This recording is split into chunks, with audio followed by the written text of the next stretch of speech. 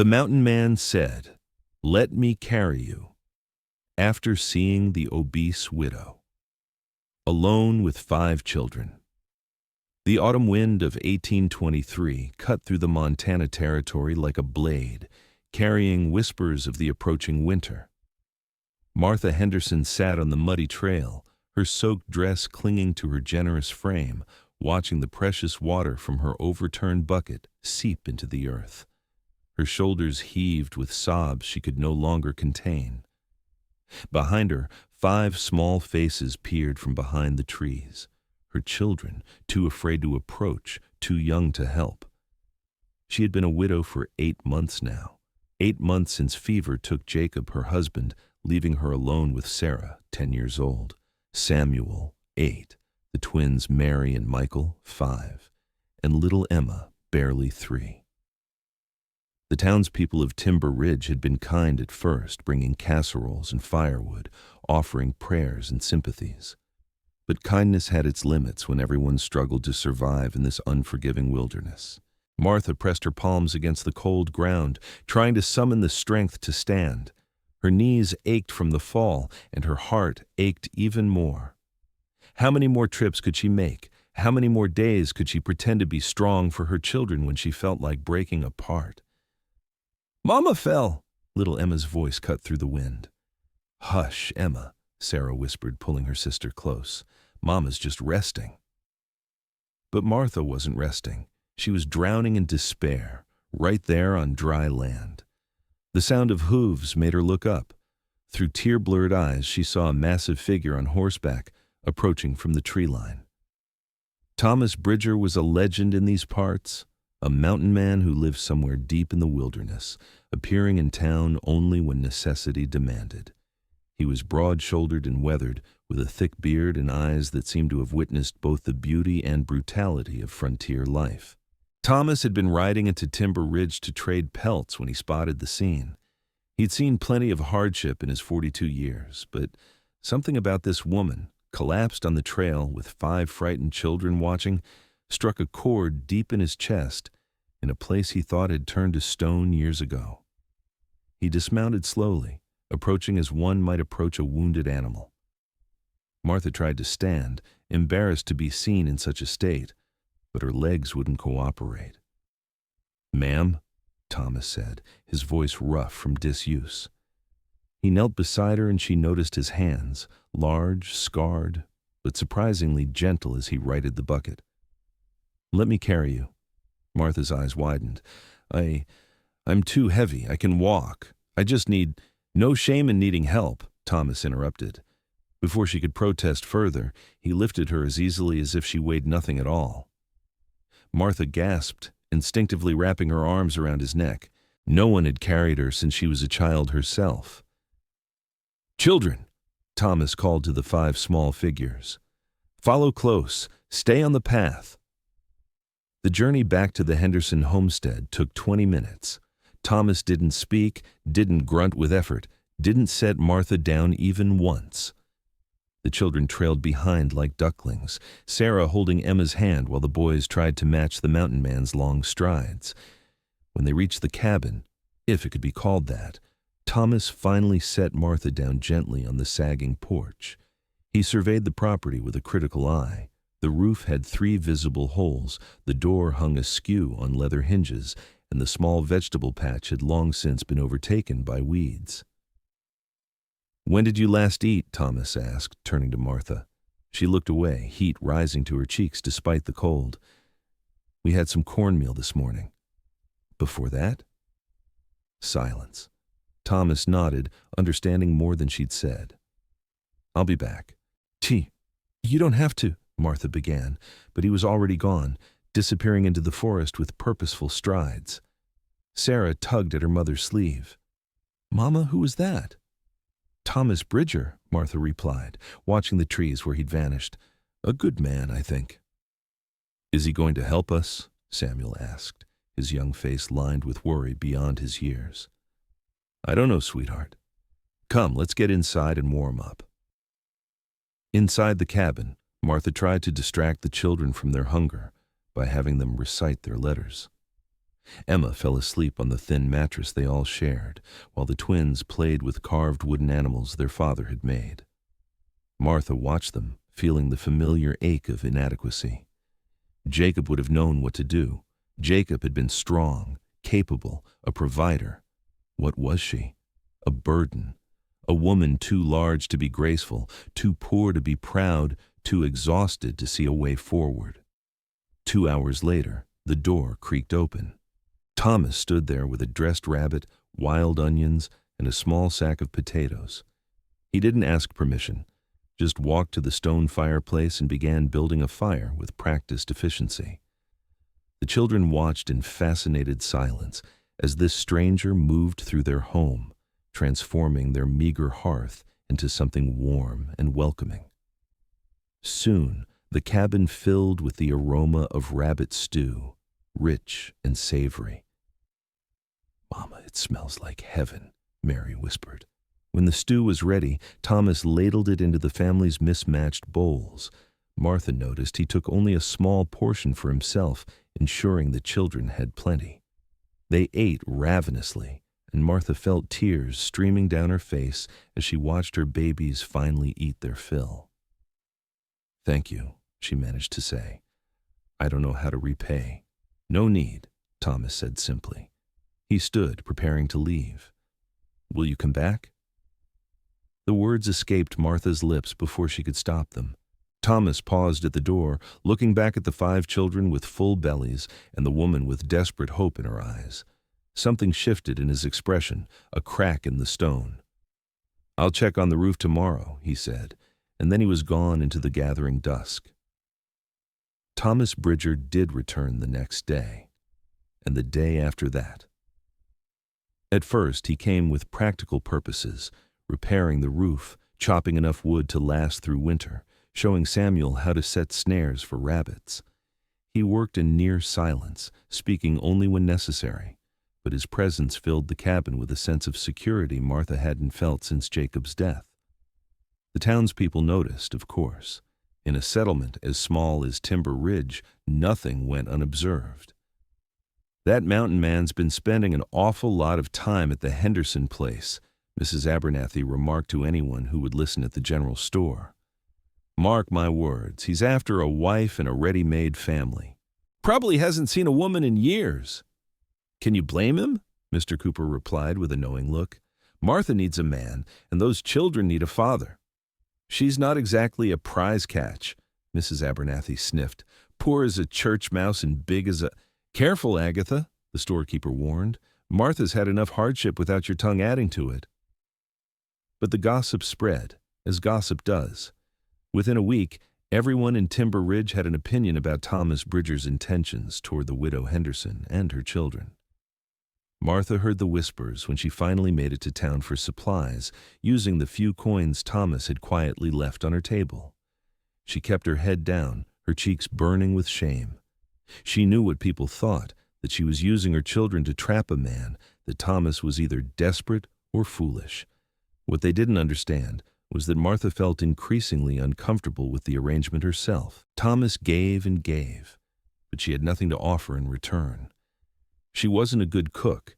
The stew Thomas made was far superior to anything she'd ever prepared. She wasn't much of a housekeeper. The cabin was cleaner when Thomas swept it than when she did. She couldn't contribute to the repairs or the hunting. She was, as she had always feared, utterly useless. One evening, as Thomas taught Samuel and the twins how to read animal tracks in the dirt outside, Martha finally worked up the courage to speak. "Thomas," she called from the porch, "could I have a word?" He stood, dusting off his hands, and joined her. In the fading light, she could see new lines around his eyes, perhaps from squinting at his work, or perhaps from smiling at her children's antics. "You've been so kind to us," Martha began, twisting her apron in her hands. "More than kind. But I can't keep accepting your help without giving something back. It's not right." "You think kindness is a trade?" Thomas asked, his tone unreadable. "I think fairness is important. I think—" Martha's voice broke. "I think you should stop coming around. People are talking, and I won't let them say terrible things about you because of me. Thomas was quiet for a long moment, watching the children play. Finally, he spoke. What are they saying? That you're taking advantage, or that I'm taking advantage. Either way, it's not. She trailed off, unable to finish. Martha. Thomas turned to face her fully, and she was struck by the intensity in his eyes.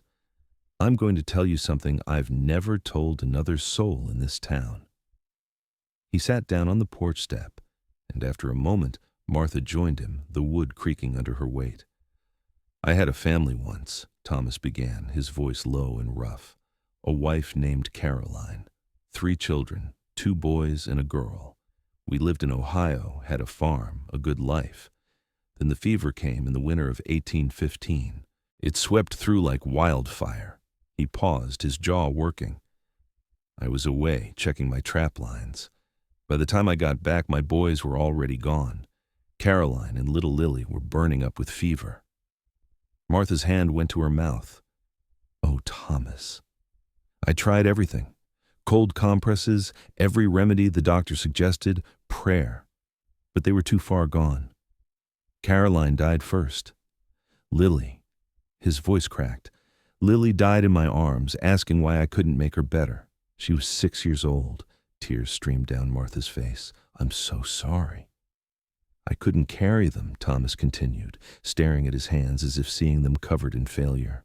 Couldn't save them, couldn't protect them, couldn't do a damn thing but watch them slip away. After we buried them, I couldn't stay. Everywhere I looked, I saw their ghosts. So I came west, as far as I could go. Lived alone in the mountains for 8 years, and I thought that's how I'd die. Alone, forgotten, with nothing to show for my life but pelts and regrets. He looked at Martha then, and she saw the raw pain in his eyes. Then I saw you on that trail. You, struggling under that load. Your children, watching and afraid. And something in me just broke open. Or maybe it healed a little. I don't know. But I realized I couldn't carry my family then. But I can carry you now. I can help these children. I can do something that matters. Martha reached out tentatively and took his hand. It dwarfed hers, rough and scarred, but warm. You've already done so much. Not enough to make up for what I couldn't do before. Maybe never enough, but Thomas squeezed her hand gently. Let me try. Please. I'm not looking for gratitude or gossip or anything else. I just need to know I'm not useless, that I can still protect someone. You're not useless, Martha whispered fiercely. You're the answer to prayers I was too tired to speak. They sat in comfortable silence as darkness fell, their hands still joined, while the children's laughter echoed in the yard. The weeks that followed brought an unexpected rhythm to their lives. Thomas began staying in the small lean-to he built beside the cabin, rather than making the long journey back to his mountain home each night.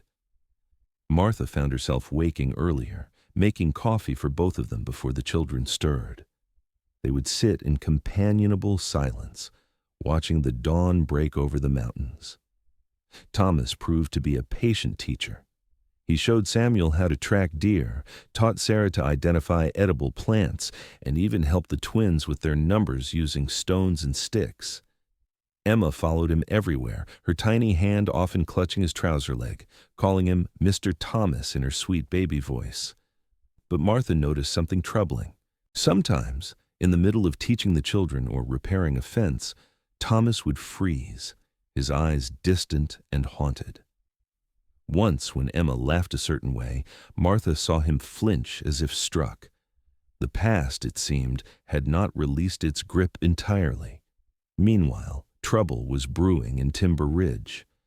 Cyrus Blackwood, a wealthy landowner who'd been eyeing the Henderson property for years, grew increasingly irritated by Thomas's presence.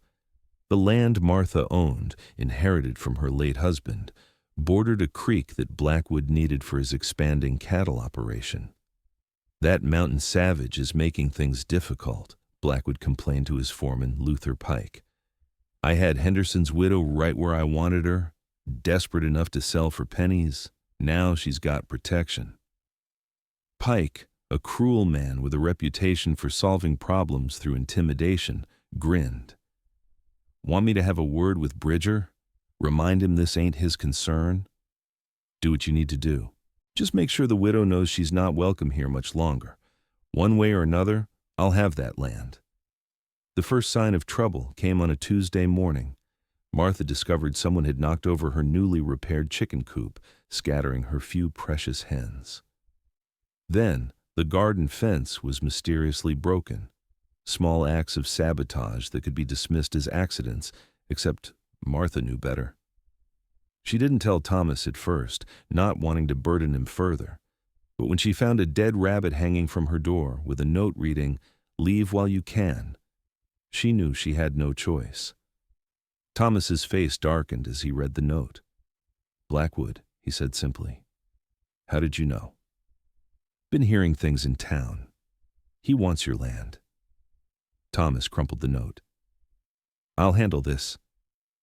"No," Martha grabbed his arm. "I won't have you fighting my battles. I won't have you hurt because of me."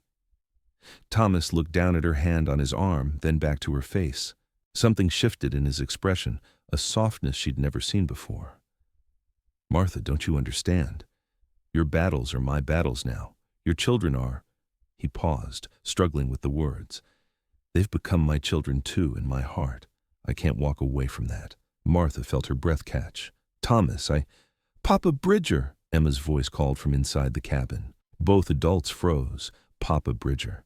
The child had given Thomas a title he'd never claimed, never asked for, but somehow fit perfectly.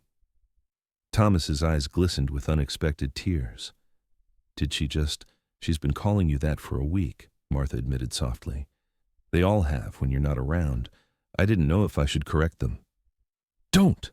Thomas's voice was rough. "Please don't!" That evening, Thomas rode into Timber Ridge alone. He found Cyrus Blackwood at the saloon, surrounded by his men. "We need to talk," Thomas announced, his presence commanding immediate attention. Blackwood turned slowly, a smirk on his face. "The mountain hermit speaks. What could we possibly have to discuss?" "The Henderson property. Your harassment stops now." "Harassment?" Blackwood laughed, and his men joined in. "I'm simply encouraging a struggling widow to make a sound business decision. Sell to me, move somewhere easier. It's for her own good." "She's not selling, and if you or your men set foot on her property again, you'll answer to me." Luther Pike stood up, his hand moving toward his gun. "That sounds like a threat, mountain man." Thomas didn't flinch. "It's a promise." The tension in the room was palpable. Blackwood studied Thomas for a long moment, then waved Pike down.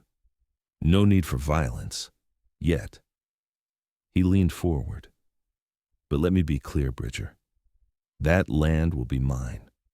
And when winter comes, and the widow's children are cold and hungry again, she'll come begging. Your charity can't last forever." Thomas held Blackwood's gaze. "Try me. Winter descended on the Montana Territory with brutal efficiency. Thomas worked tirelessly to prepare the cabin, sealing every crack, stockpiling firewood, preserving meat and vegetables. He built a proper smokehouse and taught Martha how to cure venison. The cabin that had been barely standing now felt like a fortress against the cold. But Cyrus Blackwood wasn't finished. If he couldn't intimidate Thomas directly, he would attack through other means. One morning, Martha returned from town white-faced and shaking. Sarah had accompanied her, and both looked as if they'd seen a ghost. "What happened?" Thomas demanded. "Mrs. Abernathy," Martha said, her voice trembling, "she told the whole store that I'm a scarlet woman, that you and I are." She couldn't finish, covering her face with her hands. Sarah, mature beyond her 10 years, finished for her mother. "She said Mama was living in sin, that Mr. Thomas is sleeping in our cabin, that we're all going to hell." Thomas's jaw clenched. He'd built the lean-to specifically to avoid such accusations, but apparently, facts didn't matter to those determined to spread poison. "Who put her up to it?" Thomas asked quietly. Martha looked up. "What do you mean?" Agatha Abernathy is many things, but she doesn't act without prodding. Someone got to her. The answer came 2 days later when Luther Pike showed up at the Henderson property with a document. "From Mr. Blackwood," he announced, shoving the paper at Martha. "Official notice that your property taxes are 3 months overdue. Pay up or vacate." Martha's hands shook as she read. The amount demanded was astronomical, far more than she'd ever owed before. "This can't be right. Jacob paid our taxes before he died." "Records show otherwise," Pike said with a cruel smile. "You got 2 weeks to pay. Otherwise, the property goes to auction and Mr. Blackwood will be first in line to bid." He tipped his hat mockingly and rode off. That night, Martha sat at the table with her head in her hands while Thomas examined the document by lamplight. "It's a forgery," he said finally, "or manipulation of the records. Either way, it's fraud." "Can we prove it?"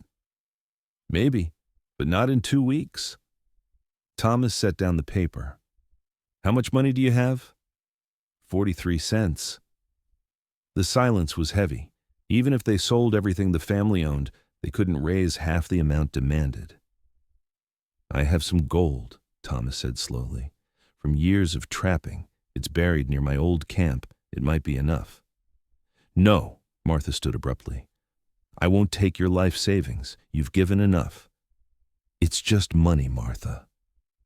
It's your security, your future. I can't—" "You are my future." The words exploded from Thomas, surprising them both. He stood, running a hand through his hair. "Don't you see? These children, this family. You've given me a reason to care about tomorrow. Money can't buy that." Martha's eyes filled with tears. "Thomas, I'm not what men want. I'm not beautiful or graceful or—" "Stop." Thomas crossed to her in 2 strides, taking her shoulders gently. "You're strong. You've kept 5 children alive through impossible circumstances. You have a laugh that makes the whole cabin feel warmer. You're patient and kind, and you see people, really see them. You saw me as more than a wild man from the mountains. You let me into your family when you had every reason to be suspicious." "I'm frightened," Martha whispered, "of losing this, of losing you." "Then marry me." The words hung in the air between them, not for convenience or propriety or to silence gossip. "Marry me because I love you, Martha Henderson. I love your strength and your stubbornness and the way you hum while cooking. I love how fiercely you protect your children. I love the woman who fell on that trail and kept getting back up." "You love me?" Martha's voice was barely audible. "With everything I have left to give." Thomas cupped her face gently. "I know I'm not much. I'm rough and scarred and haunted by things I can't change. But I'm yours if you'll have me." Martha reached up, touching his weathered face with trembling fingers. "I love you too. I think I have since you said, 'Let me carry you.' No one had ever offered to carry me before." Thomas leaned down, and their lips met in a kiss that tasted of tears and hope and new beginnings. When they finally pulled apart, both were crying. "We'll figure out the taxes," Thomas promised. "Together." "Together," Martha agreed. From the bedroom, they heard a small voice. "Does this mean Mr. Thomas is really going to be our papa?" They turned to find all 5 children peeking through the doorway, grins on their faces.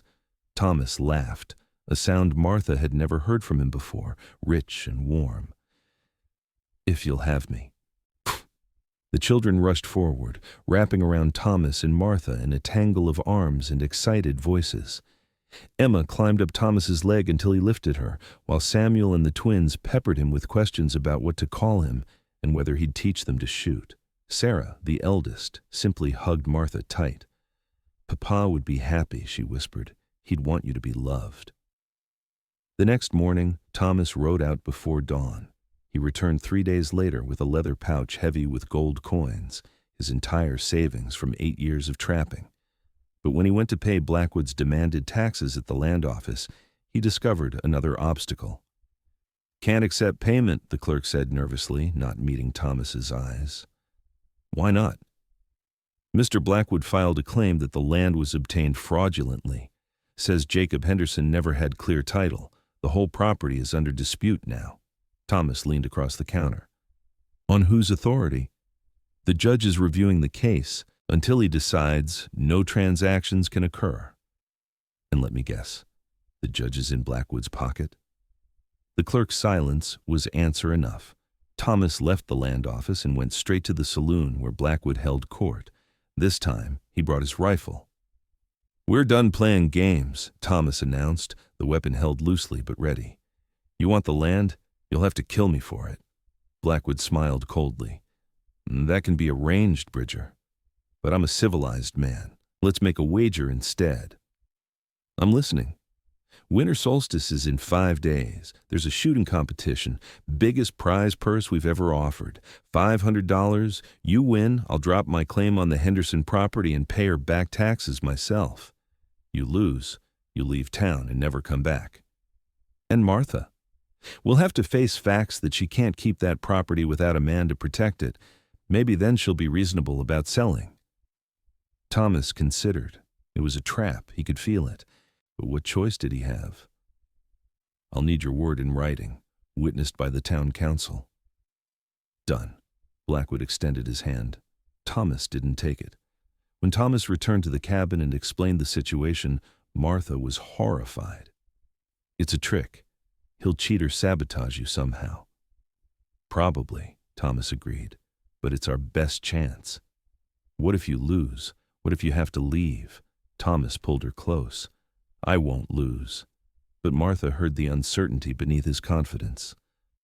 That night, she barely slept, listening to Thomas's breathing from the lean-to, memorizing the sounds of him moving around, preparing for the competition.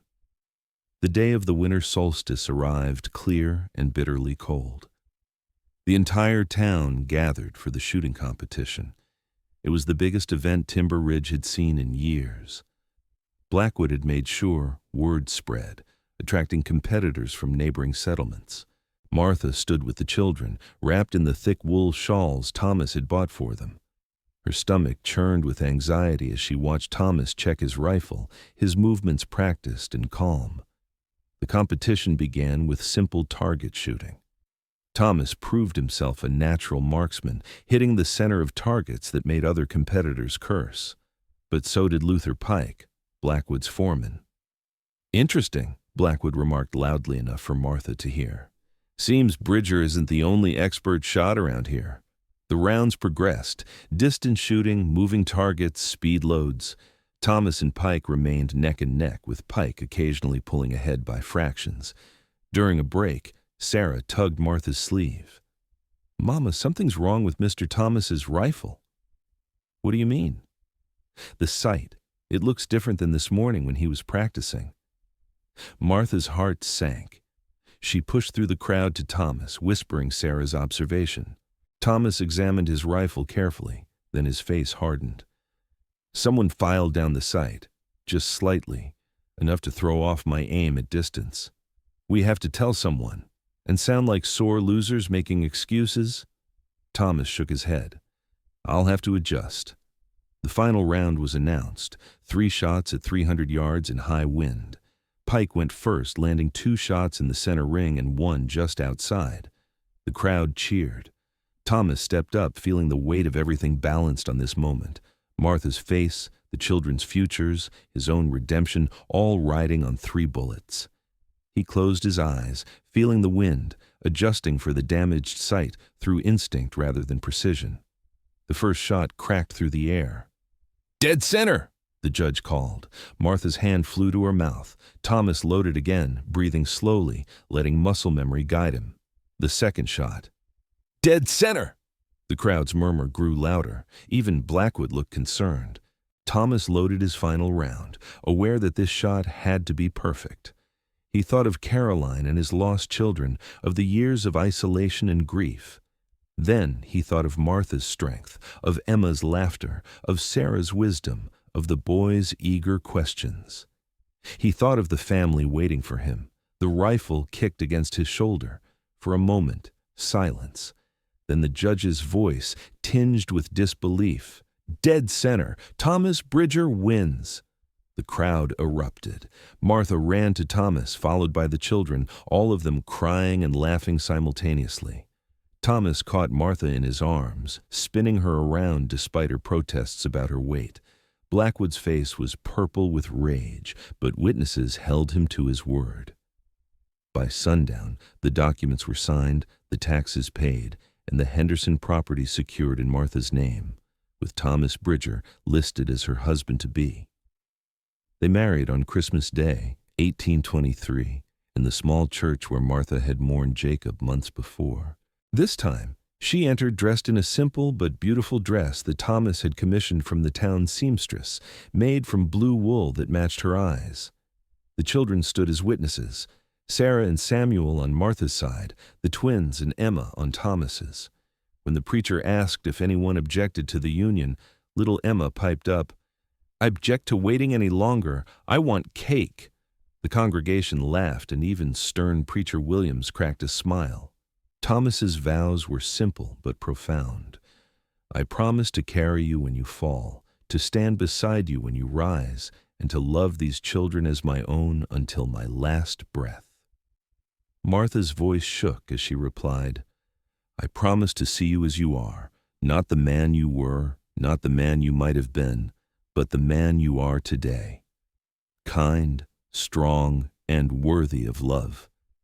I promise to remind you of this on days you forget." When they kissed, sealing their union, the children cheered louder than anyone. The reception was held at the cabin, now expanded with a proper addition Thomas had secretly built. Neighbors who'd once gossiped now brought gifts, preserves, blankets, tools, and blessings. Even some who'd sided with Blackwood came to offer awkward apologies. Mrs. Abernathy approached Martha hesitantly. "I was wrong about you," she admitted, "and cruel. I hope you can forgive a foolish old woman." Martha surprised herself by hugging the woman. "We all need grace, Mrs. Abernathy. Thank you for coming." That night, after the guests left and the children finally fell asleep exhausted from excitement, Martha and Thomas sat together on their porch, wrapped in a shared blanket against the winter cold. "Are you happy?" Thomas asked, his arm around her shoulders. Martha leaned into him, feeling safer than she had in years. "Happier than I ever thought I could be again. You." "More than I deserve," Thomas murmured. "Every day I wake up and see your face, hear the children's voices. I think I must be dreaming." "You're not dreaming." Martha turned to look at him. "This is real." "We're real." Thomas kissed her forehead. "I have something to tell you. Something I've been afraid to say." Martha's heart skipped. "What is it?" "When I lift you, carry you, hold you. You're not heavy, Martha. You're solid, real, substantial. You're everything my first life wasn't, tangible and present and strong enough to anchor me to this world. I need you to know that I don't carry you despite who you are. I carry you because of who you are." Martha's eyes filled with tears. "Thomas, and I need you to know something else." He took her hand, placing it on his chest where she could feel his heartbeat. "This heart stopped beating the day I buried my first family. It was just going through motions for 8 years. You brought it back to life.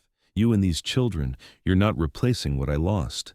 You're creating something new, something that honors what was while embracing what is." They made love that night for the first time, in the bed Thomas had built with his own hands. It was tender and awkward and beautiful. Two broken people finding wholeness in each other's arms. Martha cried afterwards, overwhelmed by the intimacy of being truly seen and loved. "I've got you," Thomas whispered, holding her close. "Always." Spring of 1824 brought new life in more ways than one. Martha discovered she was pregnant in March, much to her shock. She thought herself too old at 38. Thomas's joy was unbridled. He spent weeks building a cradle, carving intricate designs of mountains and trees into the wood. The children were equally excited, already arguing about names and whether they'd rather have a brother or sister. Sarah appointed herself the baby's protector, reading every book on infant care she could find. Samuel started building toys. The twins collected soft things, moss, rabbit fur, downy feathers, to make the baby comfortable. Emma simply talked to Martha's growing belly constantly, telling the baby about all the adventures they'd have. But the pregnancy was not easy. Martha's body, already taxed by years of hardship and bearing 5 previous children, struggled. By her 6th month, she was confined to bed rest. Dr. Morrison, the circuit doctor, visited and spoke privately with Thomas. "I'll be honest with you, Bridger. This pregnancy is high risk. Her age, her size, the stress she's been under, any of these factors alone would be concerning. Together." He trailed off meaningfully. "What can we do?" Thomas asked, his voice tight with fear. "Keep her calm. No physical exertion. Good nutrition. Prayer wouldn't hurt either." Thomas threw himself into caring for Martha with the same intensity he'd shown in courting her. He cooked meals rich in vegetables and meat, fed her by hand when she was too tired to lift a spoon, massaged her swollen feet, read to her by lamplight.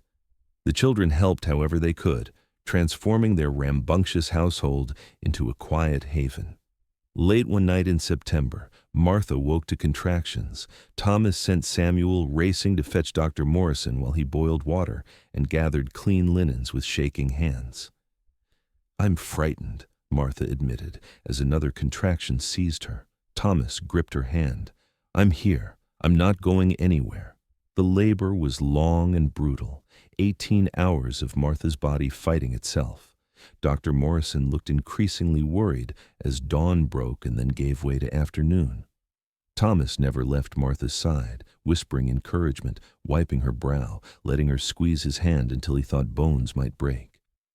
Finally, as the sun began to set, a thin wail filled the cabin. Dr. Morrison held up a tiny, perfect baby boy. "You have a son," he announced, placing the infant on Martha's chest. Martha wept, cradling the baby against her heart. Thomas touched the tiny head with one finger, awestruck. "Jacob Thomas Bridger," Martha whispered, "for the man who gave me 5 beautiful children, and the man who gave me love again." Thomas couldn't speak through his tears. He'd never thought to hold his own child again, never imagined this second chance at fatherhood. When the baby wrapped an impossibly small hand around Thomas's finger, something in him healed completely. The older children crowded in, wanting to meet their new brother. Emma climbed onto the bed carefully, peering at the baby's face. "He's wrinkly," she announced. "So were you once," Sarah said, stroking the baby's cheek gently. "He's perfect," Samuel declared. Thomas looked around at his family, Martha exhausted but glowing, the baby nursing at her breast, 5 children gathered close, all of them together under one roof. This was what he'd been searching for in those lonely mountain years. This was redemption. This was home.